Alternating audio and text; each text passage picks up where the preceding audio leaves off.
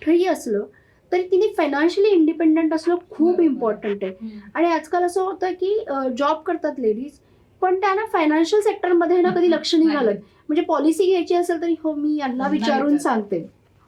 तर ते नसलं पाहिजे. तुम्हाला तुमचं बँक अकाउंट्स डिटेल्स, आणि हेही मी माझ्या चुकांमधनं आणि पडून जोडून शिकलीये.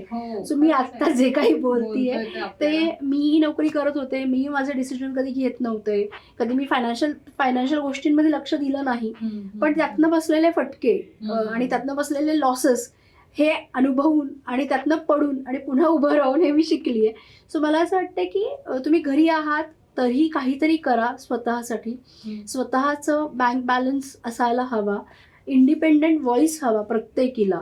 बीट लहान मुलगी जरी असेल, म्हणजे जेव्हा गार्गीची सुरुवात झाली तेव्हा सगळे तेच म्हणत होते की पैसे तिच्या हातात नाही आहेत, पण तिला तिला तिचे इन्व्हेस्टमेंट काय करायचे, तिची पिगी बँक आहे, तिचं सेव्हिंग ती तिचं आत्ता करते.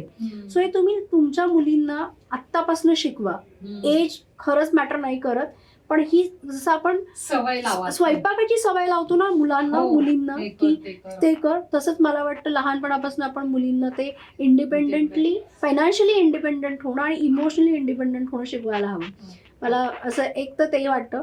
आणि दुसरं ना, एक हे जे बॉन्डिंग आहे जेनझी बद्दल आपल्या मनात एक तो एक हे आहे की अरे हे जेनझी असेल, हे जेनझीत असेल.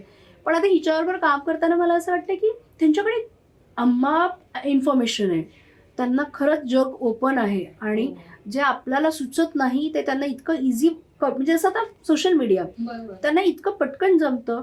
फक्त कम्युनिकेशनचा एक इश्यू आहे. आणि आपण पेरेंट्स म्हणून आपण त्यांना जी जाणीव करून द्यायला हवी आहे की अरे याला इतके पैसे पडतात, मला हे कष्ट पडतात, ह्याची जाणीव करून दिली ना तर ते पण सेन्सिटिव्ह आहेत.